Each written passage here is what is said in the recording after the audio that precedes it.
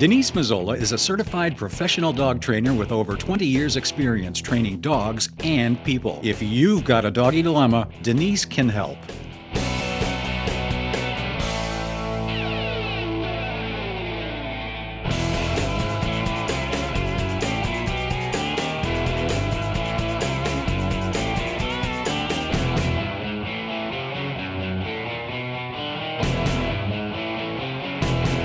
Welcome to another episode of Doggy Dilemmas. I'm Denise Mazzola. Today we're going to meet Julie and her corgi Mickey.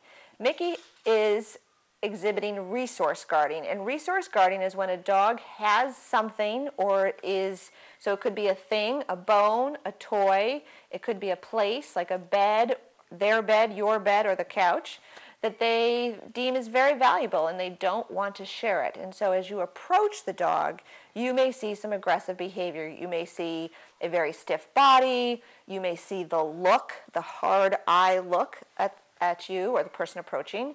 You may see growling, showing teeth, any number of things that indicate the dog is not happy about it. And resource guarding is fairly common. It is also fairly fixable if it's treated properly using scientific methods, not just willy-nilly what you feel like doing. And if you understand where it's coming from in the dog, it's very fixable. So we're gonna build a hierarchy today, which means I'm gonna see what items Mickey guards and what she doesn't guard, because we have to start with the things she doesn't guard and then work her up to the things that are most valuable to her. And we're gonna see what's happening with the family, because sometimes there are other things happening that are making it worse or making it better. And so we need to it has to be a total view of everybody in the house to really make sure that this problem can be nipped in the bud and see how we're going to do that. So welcome this morning, Julie and Mickey. Mickey. So tell me a little bit about Mickey. Obviously she's a corgi. Yep. How old is she? She's going to be 3 on March 31st. Okay. And when did you first see the resource guarding? Do you remember? I would say when she got to be an adult. Well, when she was start to be fully grown. Okay, so I don't want to put a number in your mouth. Maybe a year old. Okay, so around 1. Okay, good. And developmentally, resource guarding can start to show at about 18 months. So she was a little ahead of the game. It's good that she wasn't resource guarding as a puppy. As as 8 weeks, 10 weeks. I've worked with dogs like that. It's a little more tricky, because the younger the dog is that's resource guarding would be equivalent to, let's say, a 2-year-old coming at you with a knife or scissors, right? Like you wouldn't expect that to be happening. And so we don't really expect that to be happening in puppies either. They're usually very loving and sort of forgiving and just full of fun and play. So when one starts to resource guard, it's a little more serious. Okay, so she started about 1. And tell us all the family members that live with Mickey. Oh, well, my husband David and my 2 sons Jeremy and Benji. Okay. They're 9 and 11. 9 and 11. Okay. And what? So let's just build a list of all the things that Mickey resource guards. What can you think of? A few things, maybe 3 things that she does not guard. That she does not guard. Well. Yes. Well, we talked a little bit earlier. She doesn't guard her dish, her empty dish. She doesn't guard her dish when it's empty. Okay. Right. So empty dish. That's good. She doesn't guard her bed when it's on the floor. So her dog bed. Yeah. Where else would it be? That she might sometimes guard it? I put it up on the couch. Okay, so she'll guard it. She guards her spot on the couch, regardless of whether the bed is there or not. Right. Okay, so she guards your couch. Okay. And she's allowed on furniture, obviously. Yeah. If she steals one of the boys' toys, and I try to take it from her, she doesn't guard it, because I think somehow she knows it's really not hers. Okay. But if she's got one of her toys, something that's deemed hers. Okay, so she will guard toys. But she seems to know the difference. Stuffed toys, plastic toys. I like to be as specific as we can. I can usually get a stuffed toy away from her, but can anybody else? I would say so, yeah. So, it's mostly edible things. Okay. And the couch. Okay, so edible items, obviously. So pig's ears, bully sticks, bones, like a raw bone. Bones, especially if they're stuffed with something. Okay. So the bones raw or stuffed. I think you said you stuffed them with hamburger. Hamburger or dog food. Okay. So we'll say stuffed bones. So back to her toys. Are there any toys that are hers that she guards that people can't take away from her? Not toys so much. Again, it's usually something that's edible. Okay. More food And she can related. take the boys' toys and not guard them. Well, she'll steal them, but She then- won't. But they can but go you up can and, get them back. Yeah. Okay, easily without any sort of. You have to chase her behind the couch, but Okay, so she likes to play with them. yeah. Okay. Okay, so she's not guarding toys, which is good. That's. All right. So anything else that she's guarding or not guarding? Well- She's guarding the couch. And if she has a really good treat outside, Such as. oh, like again a stuffed bone or something. Okay. I mean, she actually chased me once when she had a stuffed bone. Outdoors. Yeah. Okay, but inside, does she do that? Inside, she just will sit in a corner and go "Arr," and guard it like that. So let's give her this, and we're going to give her this on the floor, Mickey, so she can kind of get involved with that while we finish talking. So interesting. So outside, what did she have when she was outside? Well, let's say she had a stuffed bone or something. Okay, any of these items outside. Okay. And she'll go to bury it. And then Okay. if she sees me watching her burying it, she'll look at me and she'll growl, and then she'll take it. She'll go find another spot to bury it in. And what caused her to chase you that time? Oh, that was kind of funny. She had her stuffed bone, and I was bringing some laundry out to hang on the line, and she was chewing on it. And then I walked over to the laundry area to fold and hang the laundry, and Mickey actually picked up her bone, ran after me, put it down in front of me, and then started growling at me. Wow. Yeah. That's kind of odd. I know. It was like she wanted me to give her attention or something. So she picked up the bone and brought it to you, and then she started resource guarding. Okay. All right. Any handling issues with her? Can she be groomed? Can you trim her nails? Oh, Can yeah. you clean her ears? All of that stuff. Yep, No she's problems. been handled. Anybody can touch her. Okay. And when people come into the house, any issues with people coming into your house? They can walk right in. She's not aggressive or guardy about No, anything she's then? very friendly. You know, Okay. she will jump Okay. on people. Overly friendly, probably.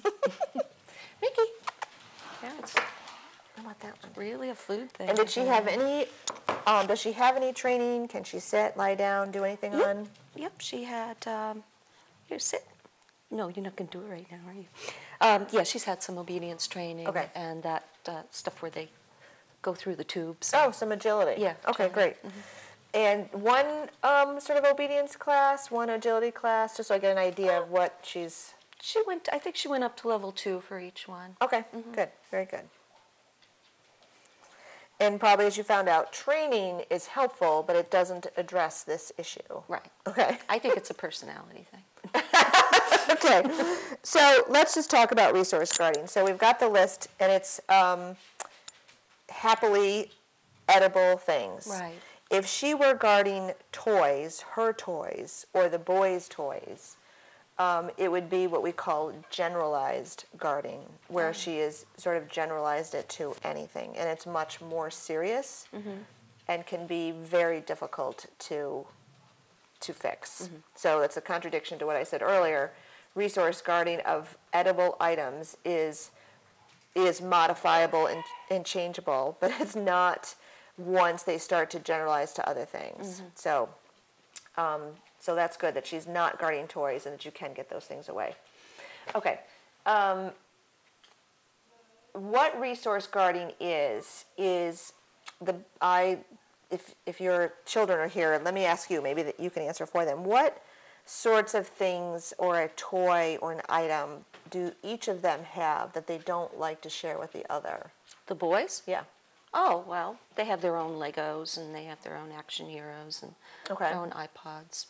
And will they share with the other? Sometimes. Okay. If the mood strikes them. Okay, so on up, but what about iPods?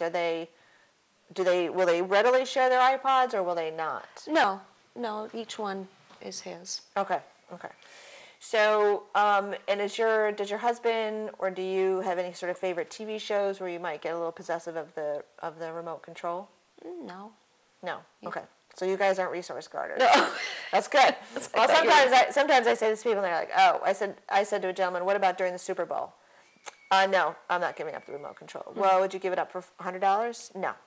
Would you give it up for $500? No. I think we got up to like $1,000 before he'd give up the remote control during the Super Bowl. During, so it's so in people it's a little different. It's contextual. Yeah. It wasn't like he just walked around guarding the remote control for no reason. So that's what's happening with her. Is she has items that she deems as very valuable, and she doesn't want to share them.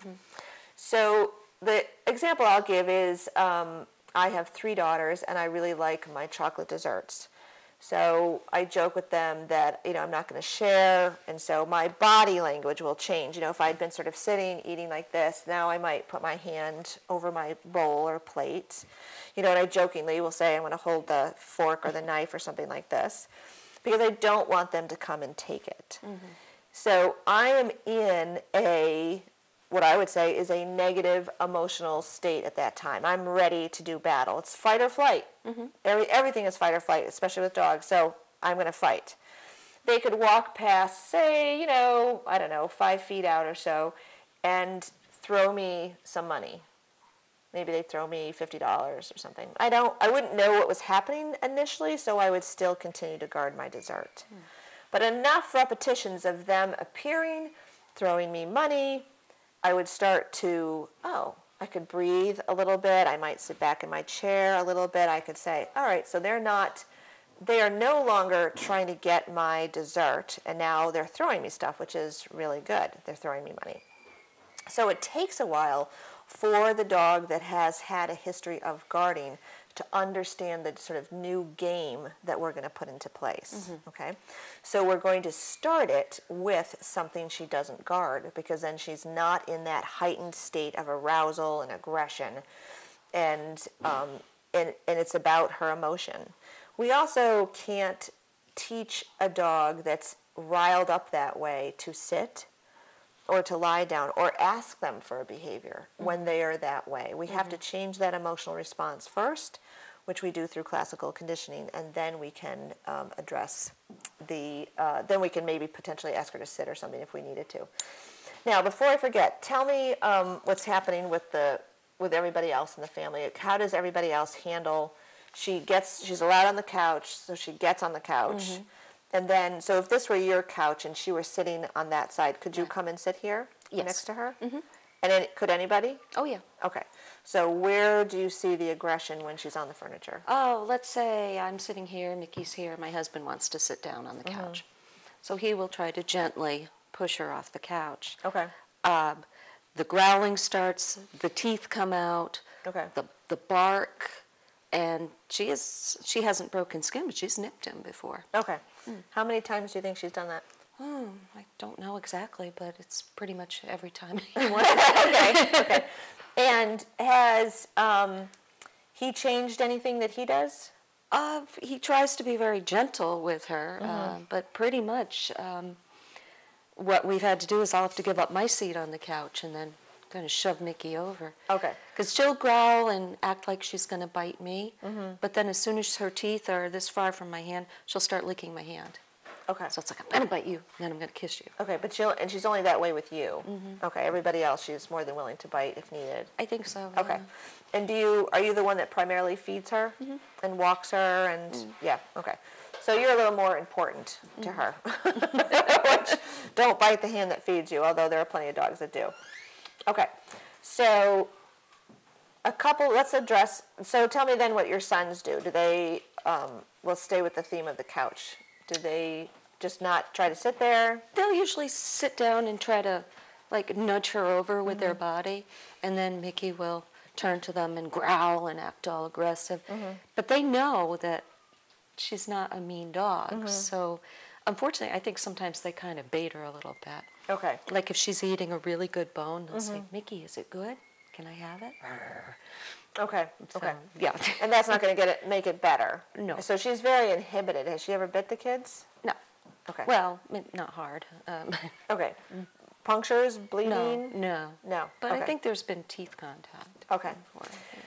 So what's always interesting to me is you've been living with this for 3 years, right? 2, yeah. Oh, right, And because she's 3 started when and she was a little older. and she was 1, and because she's not really, she's very inhibited with her bite, so she doesn't do damage. It makes it easier to tolerate, right? If she were flying off the couch every time somebody walked by, you'd have a very different feeling about her, would be my guess. Okay. So if your kids were here, we'd have a conversation with them about things that they value and how they feel when they're teased. Yeah. And it only makes the guarding worse. Clearly makes it worse because she has to really guard it. And again, it just speaks to her good inhibition that she's not just lunging after them and biting them, which she certainly could do. She chased you outside. Yeah. Which is funny. And it's only funny because she's small, right? If she were a lab or 50 pounds or more, it wouldn't be nearly as funny because the damage and the things that she could do would be much more serious. That's why I was wondering if it may have something to do with her height. I mean, we're all so tall and we're so looming over her. No. And most dogs that resource guard are a little on the heavy side. Which, when I worked in the shelter for 10 years, strays that came in that were on the heavy side, we'd always be like, "Ooh, God, they're probably, they might have some resource guarding." And if you think about it, the dog in the wild, if there was such a thing, that guards the best place to sleep and guards all the best food are the ones that are living on to pass on their genes. Right. And the ones that are like, "Oh, no, it's okay, you can have it." They're skin and bones. Because they've been giving everything up to everybody else. So, okay, so she's chewing on that. We'll let her eat that a little bit more. So the way, this sort of protocol for resource guarding, I'm sorry, I'm jumping ahead. Let's go back to the couch. Do you want her on the couch? I don't mind. I mean, it's kind of cozy sitting there over there on the couch. So a couple of options. You could leave a leash on her, and then whenever she's on the couch and need her to get off, you can just take her, but you, your husband, and the children could take her off by the couch, by the leash, so that you don't have to push her off and get too close. Now she's inhibited, so my guess it's going to be easier for you guys just to keep pushing her off because she's not biting anybody, right? Right. Well, past behavior predicts future behavior. So the leash on the couch, what I like about this is that if it were here, if this is her, I only need to be this close to her. So if you had a really serious issue, I could just come, pick up the leash and say, "Come on, get off," and take the dog off the couch. So leashes can be very good management tools. So that's one idea. You have to have it on her so that it's on her when she gets on the couch, right? You can also just never let her on the couch, but that doesn't sound like that's either an option. Come here, Mickey. You want some chicken? So I'm going to ask her to get on the couch. Come on. You want to get up? Oh, the floor's slippery. Need a little help? Come on. Okay, so if she were laying on the couch, nice and cozy, the other thing is all the family members could approach her to a distance where we're not going to see the resource guarding. So I don't know what that is. I'm just going to guess here. Mickey. And we're going to teach her off. So you can just say off and give her a piece of treat. It should be of good value. I'm using chicken because she doesn't know me and she's in a new place. Okay, on. Get up. Can you get up? Come on. Come on, you can do it. She's just going to wait and see. She's on no dummy. Mickey, off. Good girl. And it's just food in your hand, and you just make the motion so that when you come up and you can say, "Get off," over time you won't have to have the food. But for the time being, I would make it into a game of she's on the couch, get off the couch, and she's going to get payment for being off the couch. You can use, does she really like her food? Does she eat it all up? Oh, yeah. Okay. So you could use a little handful of food if that seemed to work. If she won't get off the couch for it, then it's not, it has to trump the couch. So for my chocolate dessert, $50, maybe $100 would trump my dessert. Yeah. For this gentleman, I gave you the example of $1,000 trumped the remote control during the Super Bowl game. If it's not better than the couch, it won't work. There's no point for her to get off. Okay. So you can teach her get on and get off. That sounds a lot more convenient than the leash. Yes. Having her run around the house with a leash Yep. on. You just have to have, things readily available. Tell the boys, go to the kitchen, get something. I forget that, that my kids have grown up with this. So when a new dog comes into the house, they'll ask me, can I pat her? Can I sit next to her? And they just leave everybody alone if they have bones. That's just good practice. I mean, that's the way I was raised anyway. Okay, so get on, get off. That's how I would address the couch. Because you can get her off, and then you can all sit down, and then she could be invited back up to rearrange once you're there.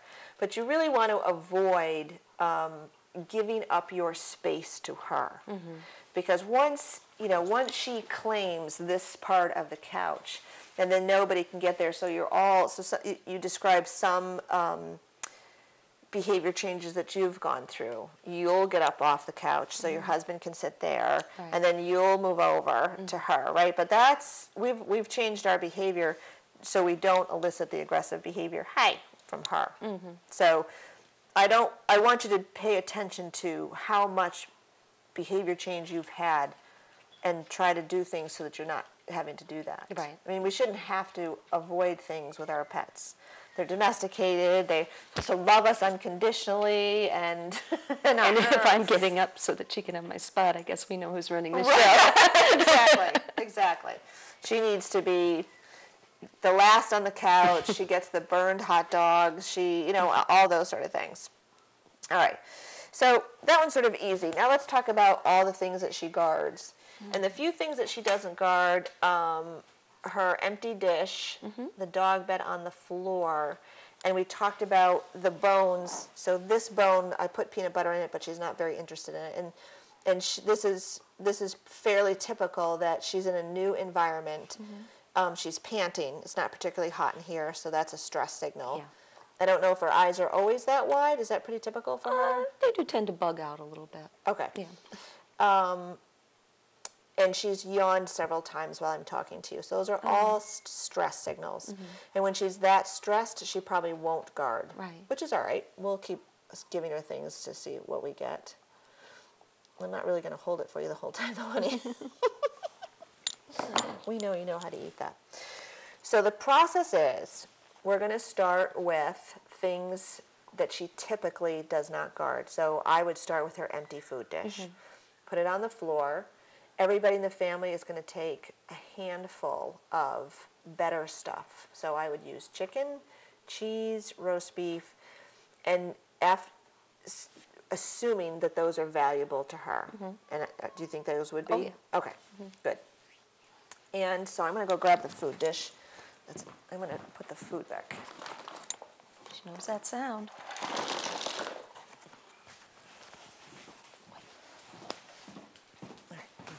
So obviously this isn't your house, and I don't know how you feed her. Do you go through any routine? Does she sit or do anything when you feed her? No, I just put it down. She knows her times. First thing in the morning, and then I give her a little bit before we go to bed. Okay. All right. So the food bowl will be down where it normally is. What the heck? I know, there's What's nothing up with in there. that? Come here. So I'm going to put a little piece in so she may not orient this way, but. And when there's food in the dish, how close do you think you can be to the dish? Probably not much closer than you are. At that point, Okay. she'll look up, or if the cat comes along too, she'll do the same thing with the cat. Okay. She'll turn around, she'll look, and she'll just. Okay. So when I actually do this work with dogs, because I'm very spatially challenged, I don't know how far that is just looking at it. I mark the floor. You don't need to do that. You'll have markers on your floor. But you want to start this process by walking up to her dish, her empty dish, and dropping things in it and then going away. And everybody's going to do that. And you can do it you should do it from different directions. So not always from the front of her. So I'm going to come up from the back. And teach her that I approach and better things go in, regardless of from which direction that you approach her. And you're going to do it with the empty dish. So instead of giving her her full scoop, I No just give her a food. little bit at a time? No food. I would. it's treats. Well, you could try it with her food. Let's try that and see what happens.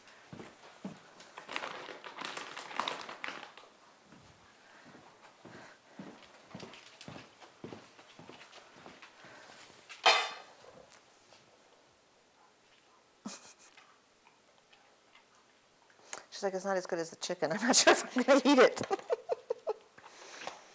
To teach her the process or the game that we're going to use, and it's classical conditioning, which is about associations.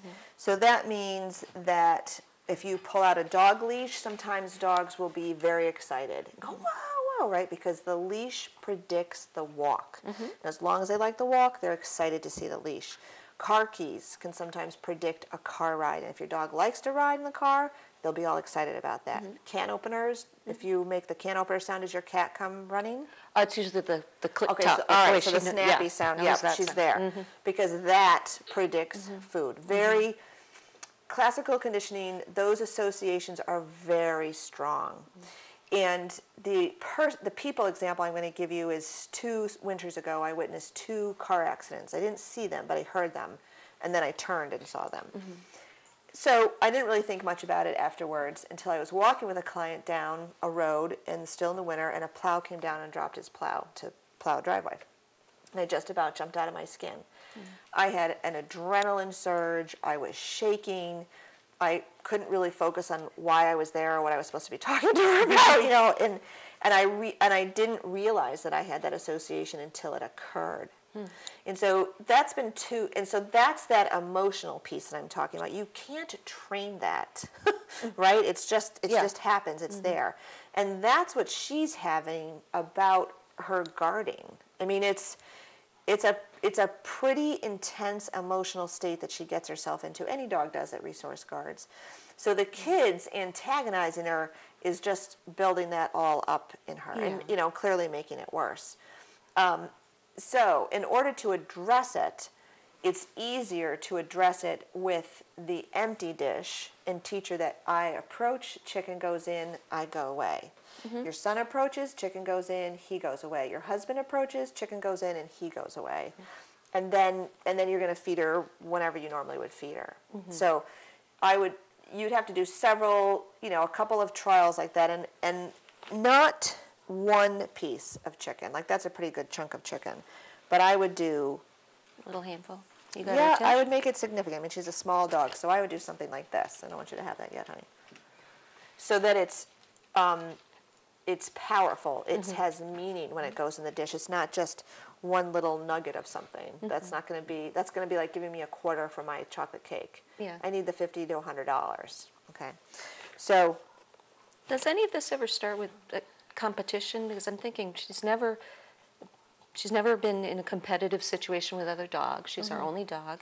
To my knowledge, nobody's ever taken anything from her unless she's not supposed to have it. So it almost sounds like something that maybe that dogs were really hungry and had a lot of competition for food would do, but she's never been in that situation. Right. And there's no need really for her to guard it, right? I think it's just one of those leftover, dogs are domesticated and they live with us, but there are some dogs that will guard stuff from us. And it's sort of the ultimate culture clash because it's upsetting to us and it doesn't really jive with living in my house and you're guarding stuff. But I think it could be a genetic component or it's just a heredity part of their, part of their ancestry of guarding things. I had a dog once that if I put a bag of dog food down anywhere, he would stand in front of it and guard it from any dog around, not from us, but from the dog. So you get dogs that will guard from dogs, and they don't always guard from people. It doesn't always transfer. And you'll get dogs that will guard from people, but they don't guard from dogs. So really, depending on the household makeup, each one can be very difficult to live with. And she's got a long laundry list of edible things that she will guard, yet she's not done a lot of damage, which makes her pretty good. So this Flossie, the curly Q thing, and I am going to use my little plastic can just in case she decides that I don't want you to have that. That's why I use it. This is edible and goes away. So the other option for resource guarders is to give them things that they can eat as long as they will eat them and make them disappear. Oh. Right? This is never going to disappear, and then we have to play the guessing game of when is it not valuable anymore because is there peanut butter? Is there enough peanut butter? You put hamburger in it. You know, how much hamburger makes it valuable to her? when there was nothing in it, you were pretty clear that she wouldn't guard it, Right. right? So that's good. So your kids are 9 and 10? 11, 9 and 11. 9 and 11. You know, they're old enough to learn to leave her alone when she has something. Yep. And if it's something that's edible, then as soon as she eats it and it's gone, then the issue is gone. Right. So that's one way to manage it. It doesn't solve it, it just manages it. To give her edible things. So that was good. See if she's going to go somewhere with that. I'm not See, sitting now, here. if we were at home, she'd probably go lay on that bed, and she'd start chewing on it, and that's the point where you can't get near her. She's going to get on the couch. No. Just don't pat her when she gets up there. Go on. You want to come up? Oh, here. Needs to go to the Y. She just like looks at you like, okay, can you help me out now? And sometimes, let's say she didn't have the bone and it was over in the kitchen. I'd say, Mickey, where's your bone? And she'll think about it for a second, and then she'll go running at it, and she'll bring it back. Okay. And then that's, again, the point where she'll... Then she starts guarding Yeah. it.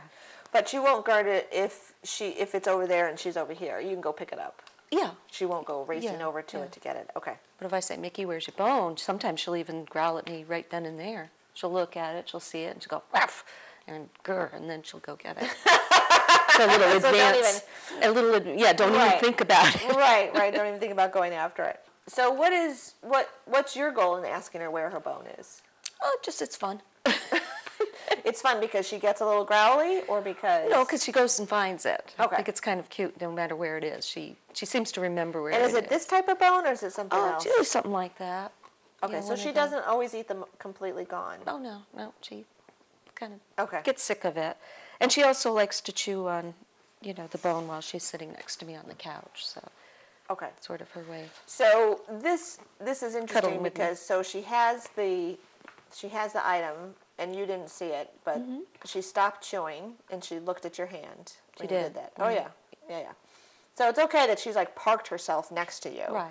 But it's not okay if you're going to reach for her from her perspective. I'm not telling you not to. I'm just saying that it's just interesting that dogs are like that. Hey, I'm going to eat this really valuable thing and I'm going to come and smush up next to you, but don't bother me while I'm doing it. But don't touch right? it. That's so if this were your house, she has the couch issue and she has the food issue. So now we've combined two things that she guards. Right. And at your house, you could see this escalate at that point. Yeah, if somebody else in the family sat down right here, she would definitely growl at them. If they tried to touch her back or even put their hand near her mouth, Right. they would Because- see teeth. Because she's got the thing, or she would do that without the flossy? I think because she's got the flossy, but, because of the couch and the flossy, that's double trouble. Now she's guarding two things. Right. Okay. So we're going to do the hand again. Hey, honey. Can I have that? So she may be. Because I guess it's just a plastic can. I'm not going to do anything that's wobbling around, so it's not helpful. Mickey, can I have it? So if you so don't. Did you hear that? Yeah. So ask her without moving your hand. Mickey, can I have it?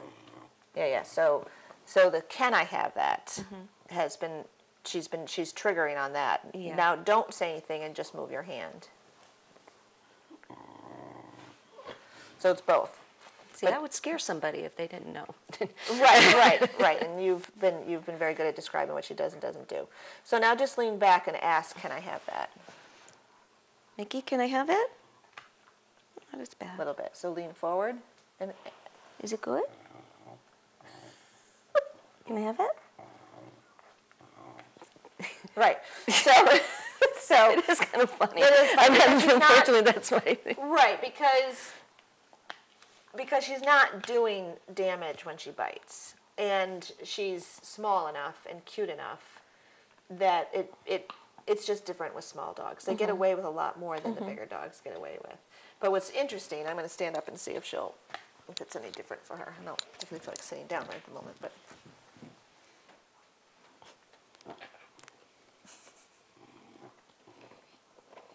Can I have that? So she stops chewing, and then she's like, oh. She gives nice warning because the growl, you know, is everybody understands the growl. And the teeth. She snarls a little bit, but it's not.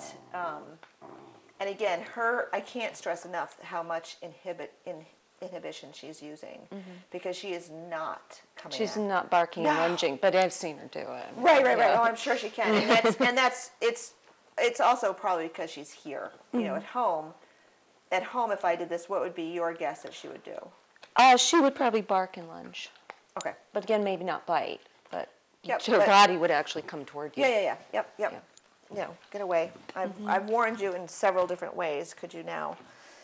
So I'm going to do this, I think, from this way. So she's watching. Because if she had something poisonous that I really had to take away from her quickly. You just have to take it away Yeah, from her. just have but to this is risk one it. reason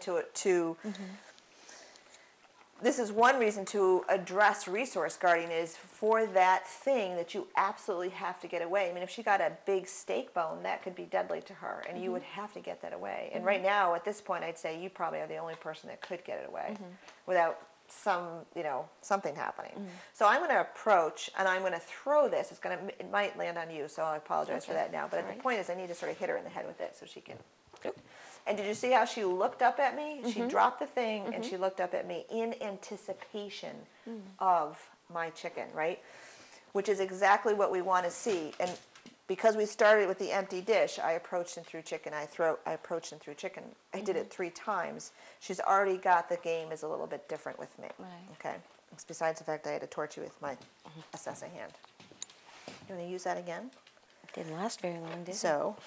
And she's aware I've got a bait bag on, I've got chicken on me. That's all fine. We can fade that in time. So now what I'm going to do is I'm just going to step towards it, and I'm going to drop some. And I'm going to take another step towards it. So I'm not reaching directly towards the item. I don't think she's going to guard it right now, but I don't want to misjudge. Because the point is not to get her all riled up. So I'm just, and my hand coming down starts to predict, oh, chicken, instead of you're going to take something away. Yeah. And we could add, good thing she didn't have breakfast. We could add, can I have that? And then throw it. Oh, so you're asking her before she has it. Right, so you could just say it because it seems like you've said, the family has said, Mickey, what is that? Can I have that? Enough that she'll start to guard just on the verbal words. Like she understands that, the rhythm that it makes. Yeah, because until I actually give her the item, she's not aggressive with it either. So if I come home from Petco with a pig ear, and I say, Mickey, is this yours? Do you want it? She'll be all happy, but as soon as that thing gets into her mouth, Right, then it's hers. it's hers. And Right, that's where she the- knows that's- that exchange. That's why it's possession aggression. Yeah. If she were aggressive about it when it was in your possession, that'd be a whole nother show. That would be very serious, right? If I'm holding, like I worked with a dog that when they sat and they couldn't sit and have dinner here because the dog would start to guard their food. Oh, wow. Then he wasn't even in possession of. So that was a horrendously serious issue. So that's great. The fact that she won't guard it until it's in her possession is fine. Again, and those are all normal resource guarding, which is what I like. Normal aggression. Let's just keep it normal, not get anything all crazy. Okay. So my plan for you would be you go home, you put her empty dish down, you give everybody a handful of chicken, and everybody approaches, and they drop chicken in. And you could certainly do it. If everybody does it once, that's going to be 4 handfuls of chicken. So that might be enough to start with, or one person could do it 3 times. Okay. Right, I did it 3 times, and when I put the assessing hand away and I approached her with my hand out, she dropped the thing and looked at me in anticipation of the chicken. So she's already, she's not a dummy. She understands the process. And as long as what you have is better than what she has, that's also very important. Okay. It has to be better. And you start with the things she doesn't guard. So the empty dish, if there's some, I call these naked bones when there isn't anything in there. Those things, if she's just laying by it, just like she is. So if I move that a little bit, then I'd say, oh, here's a good time I could do this. So I say, Mickey, can I have that? right? And she gets up in anticipation for it. She wasn't lunging at me or growling No. or doing any of those other things. Now, here's the question that I get asked all the time. And she didn't really do it with me, so it's hard to show. But if she were lying there and I approached and she started to growl, I'm not going to go any closer if I can shut myself off at that point, but I'm still going to give her the chicken, even if she's growling.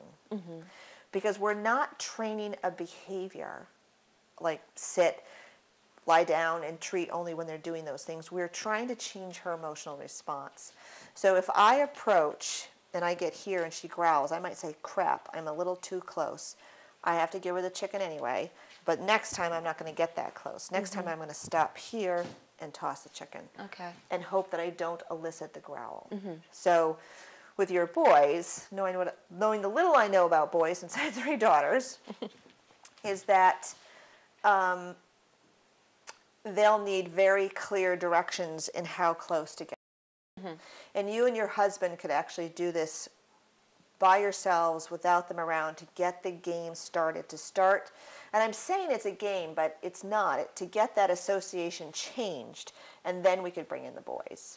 So then they could start the process. But she's already had several trials of empty food dish, of this, under her belt. So I'm going to put a little more food in here.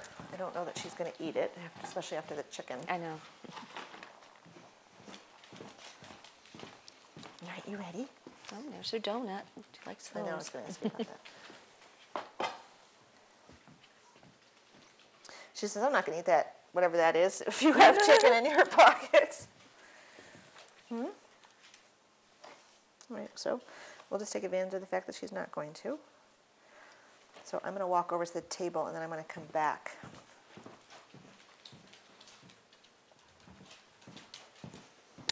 Again, she doesn't have to be there. It just has to go in. And when you start this, you don't have to, and nor do I want you to be so close that your hand goes in the dish. So she's eating, right? We're going to do a trial. I'm going to have to step and just toss it wherever it goes. I usually aim for the dog's head. Then they're aware that something's happened just in case they're really hunkered down. And then just let them clean up the scraps around. But you're not going to get it in the dish unless you give her a much bigger dish. So Right. going in the dish isn't important. It just has to land around there. Well, she definitely has her eating area. She eats kind of under a counter, so it's almost like she has this little roof Okay. over her head. Okay. Again, that's her area. So if you move it out, It's not as much her area. Yeah. okay. So I would move it out so that you're in a more open area so that people can come from different places to throw Yeah. that chicken in there. Yeah, because she's under this counter, so Yeah, that's reaching your gonna be- hand in yeah. there is almost like sticking your hand in a crate while she's eating. Yeah, you don't want to do that. Nor would I put it under the dining room table or anything like that. So put it out in the open. You're just going to do it with an empty dish, and then you could immediately feed her, and then do maybe 3 trials, one person while she's eating. The whole family doesn't have to do it. Might feel a little stressed out for her. So I wanted to ask you about this. Is this something that she? It's one of them, yeah. That Let's she say that guards? was under the dining room table if I was sitting here. I said, Mickey, where's your bone? She'd So this is go one of them. find it. Okay. She'd bring it back. We'd sit up here together. Yep. But So then, the difference, and I'm just going to give her a piece of chicken while I pick up this thing, is this is edible. See how much of that is gone? This Yep. is not. oh, she can eat that. Right, but it's going to take much Yeah, longer. yeah. It's going to take, how long does it take her to eat this? Not a day. Okay. So it won't last too long, but if you wanted something quick and easy, I would get something more along this line, which is a tendon and not the rawhide. Rawhide's just a little bit harder. The end goal is that she will eat her items in a much more relaxed state. And that do you have any problems with the children's friends coming over? No, again, she's, well, they were out swimming in the pool and Mickey had a bone and the kids weren't even bothering her, but she was growling at them. Okay. So that was a little scary. Right. And that is coming from all those teasing episodes that she's having. She can't predict necessarily when it's going to happen and when it's not. So my suggestion is they just leave her alone. They should just leave her alone and not When she has food. antagonize her. Yeah. in doing this protocol will help them have something else to do, the boys, than teasing her, so that when she's outside, and she seems to be worse outside anyway with the pool situation, right now she's either not going to have anything until you get through some of this, so that she doesn't go charging up to a neighbor kid or somebody else and do that. Yep. Okay. Any questions? Kind of went through a lot. Well, the whole thing about asking her where her bone is, do you think that antagonizes her? Because we always think it's just a fun game. Mickey, where's your bone? If she went and got it and was playful with it, then I think that would be fun for her. But she doesn't. Sometimes she is, but yeah, if it's something really choice, no, she won't be playful. She'll go to one of her spots. Right. sit So down you're with it and start gnawing on it. revving up that aggression. Yeah.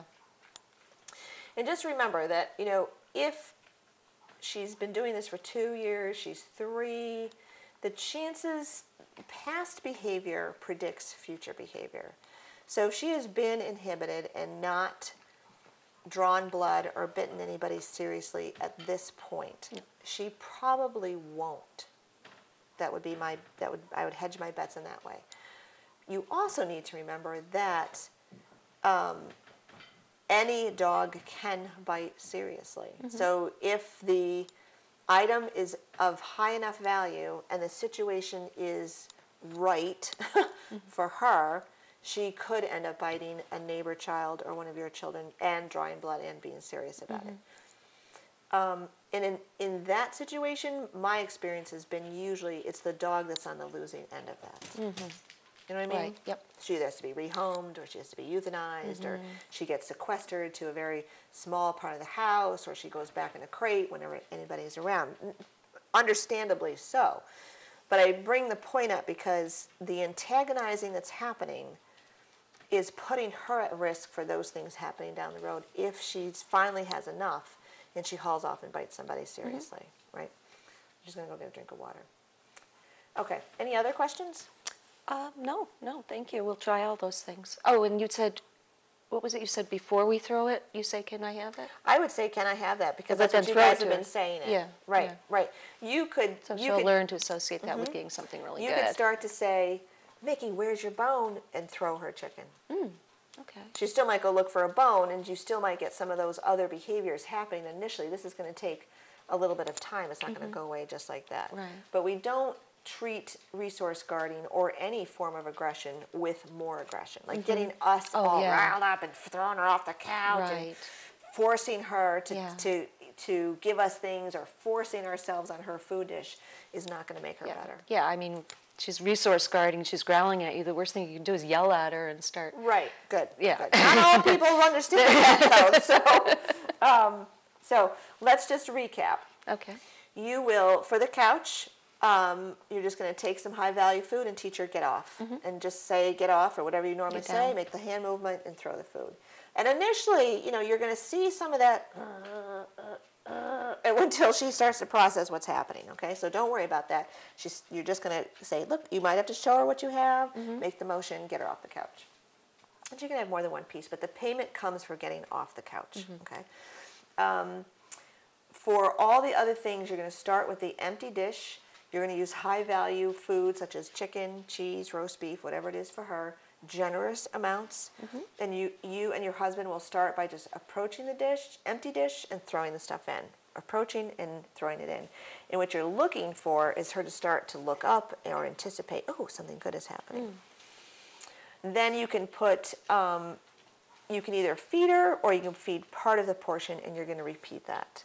So she's going to be fed, not under your counter, out in the open, and you're going to walk up, put some food in, and then just walk away. You don't need to stay there. You're not going to play in the dish, and you're not going to ever take it away. You're just going to put better stuff in there. Right. Okay. Once you should start to see pretty quickly, she may not eat. She may wait for the good stuff, so you might just have to forget it that day. She has to be eating. She has to be actively involved in the dish for you to walk up. That's what's going to make you walk up and put stuff in there.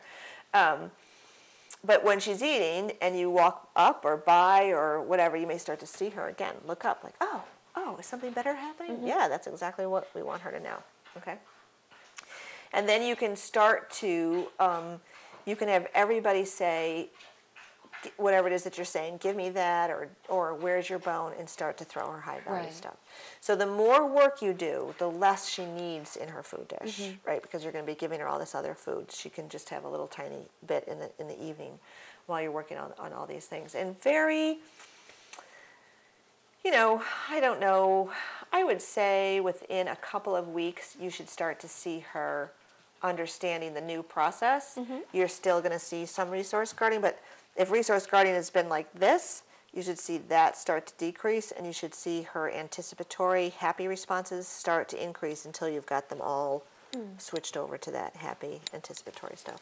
Now, you mentioned Give Me That. That made me think of the game that she likes to play, which is tug, or we call it Give Me That. But that's with a toy, like those two-handled rubber Right, things. and she doesn't guard that. No, that's a fun thing for her. But Yep. that wouldn't increase her likelihood of being, okay. Nope.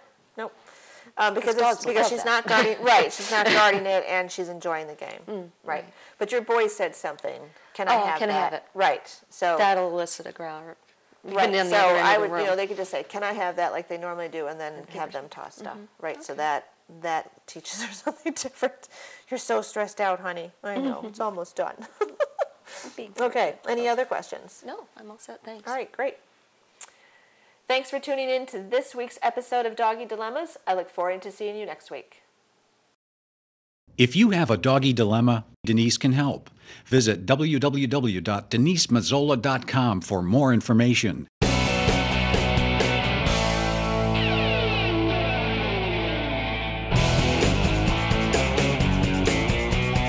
Denise Mazzola is a certified professional dog trainer tested through the Association of Pet Dog Trainers. The association requires recertification every 3 years with a minimum of 30 hours of continuing education. She has been training dogs and working with families for over 20 years.